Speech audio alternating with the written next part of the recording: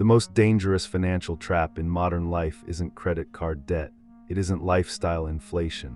It isn't even the impulse purchase you regret by morning.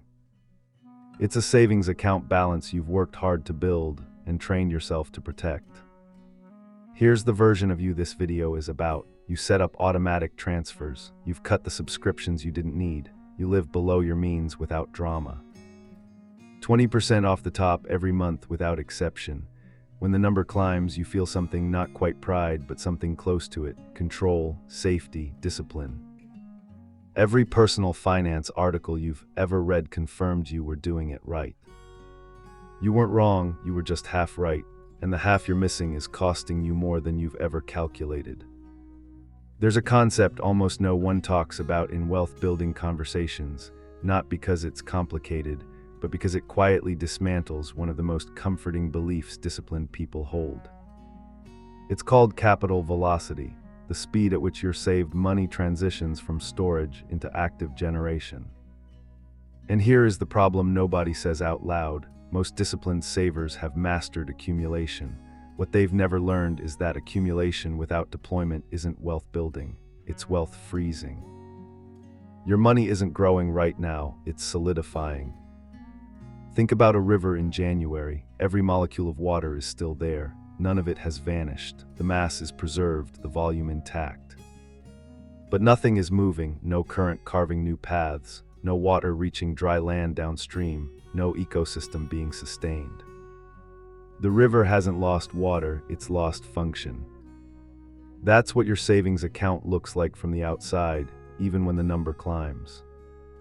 Right now, with inflation running between 2 and 3% annually, and the average savings account yielding less than 1%, your money is losing purchasing power every single month, quietly, invisibly, without triggering a single alert on your banking app. You don't feel a withdrawal. You feel a deposit. But the real return on that money is negative. Over 5 years, money sitting idle in a standard savings account doesn't hold its value. It loses approximately 13% of what it can actually buy. The balance reads higher, the wealth reads lower. You have been diligently, carefully, methodically saving yourself into stagnation. Now here's where this gets important, because this isn't a story about spending more or taking reckless risks. This is about the one transition that separates people who save money from people who build wealth. Imagine two people, both save $2,000 a month. Both are disciplined, responsible, consistent. The first parks all of it in savings.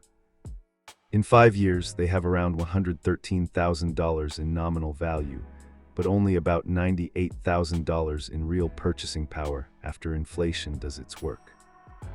The second person funds a 6-month emergency fund and nothing more. Every dollar beyond that gets deployed. Diversified index funds averaging 10% annually. Dividend-paying assets, skills that generate additional income streams. Same income, same discipline, same sacrifice. Fundamentally different outcome, not because of luck, not because of perfect market timing, but because one variable changed. Velocity. Capital that flows builds. Capital that freezes, by the laws that govern all systems, from rivers to economies, slowly erodes. And this is the part that challenges something we were all taught. Saving money is not a wealth-building strategy. Saving money is, at best, a wealth preservation behavior, and at worst, a wealth erosion behavior when it becomes the final destination rather than the starting point. Treating savings as the goal rather than the launching pad is the invisible error that costs disciplined people decades. Stop measuring wealth by account balance. That metric is broken for anyone serious about financial independence. Wealthy people don't think in balances. They think in velocity. How fast does capital enter? How quickly does it get allocated? What percentage of total saved assets is actively working at any given moment? A savings account balance is a snapshot, a static image of a single moment in time. Velocity is the film. And right now, if you have more than 6 months of expenses sitting in a low-yield account, your film is frozen. The shift isn't about investing more money. It's about changing the metric you use to define success. Ask yourself this honestly: what percentage of your saved capital is generating a return above inflation right now? If the answer is under 60%, your wealth isn't building, it's waiting. Here's the wall that keeps people stuck, and it's invisible precisely because it sounds responsible. I'll start investing when I have enough. There's a number in your mind. Maybe it's $10,000, maybe 25, maybe 6 months of expenses multiplied by some anxiety-driven cushion you invented one night when you couldn't sleep. And you've decided, without really deciding, that until you cross that number, deployment is premature. But that number never becomes enough, not because you're failing to save, because the threshold is psychological, not mathematical. Every time you approach it, the discomfort of deployment quietly pushes it forward. A little more cushion, a little more certainty, one more month. This is loss aversion wearing a responsible disguise. The brain treats a potential investment loss as a visible, immediate threat. It treats the slow erosion of inflation as background noise, nothing alarming, nothing that requires action today. So it systematically chooses the risk that feels invisible over the one that feels real. But inflation isn't background noise, it's a guaranteed certainty. The only question is whether you'll address it or let it address itself at your expense. Run the full timeline, not 5 years, 30. A person who saves $500 a month starting at 25 and never deploys it has, at 55, nominally saved $180,000. Adjusted for inflation over 3 decades, that $180,000 has the purchasing power of roughly $74,000 in today's dollars. 30 years of discipline, 40% of the value, quietly, invisibly. Without a single dramatic market crash, without a bad investment, without a single mistake, just the patient, indifferent mathematics of idle money in a moving world.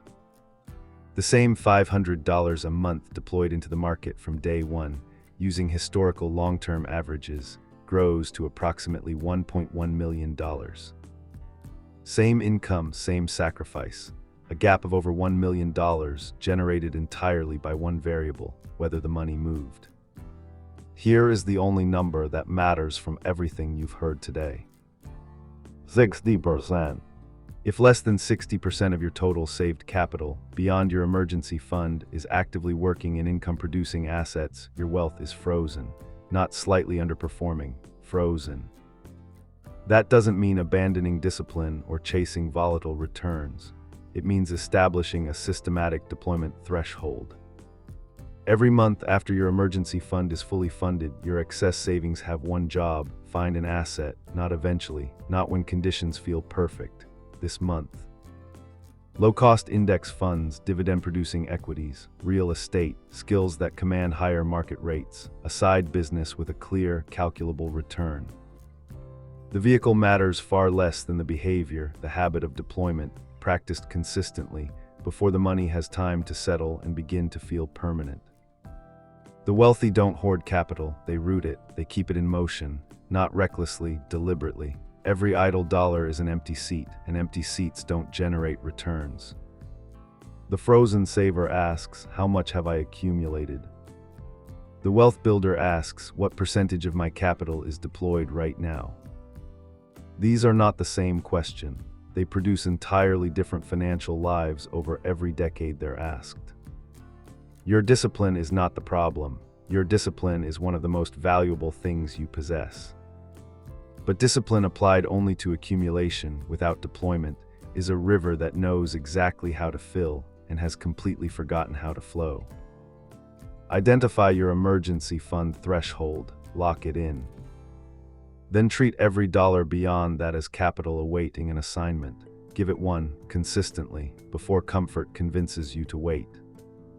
There's one more layer to this, and it's the dimension most people miss even after they begin deploying. The sequence of which asset categories you fund first, and why the order matters as much as the total amount. That's what we break down next. If this reframed the way you think about savings, share it with someone still measuring wealth by a balance. And subscribe, because every video here is built to challenge the financial assumptions that keep disciplined people poor.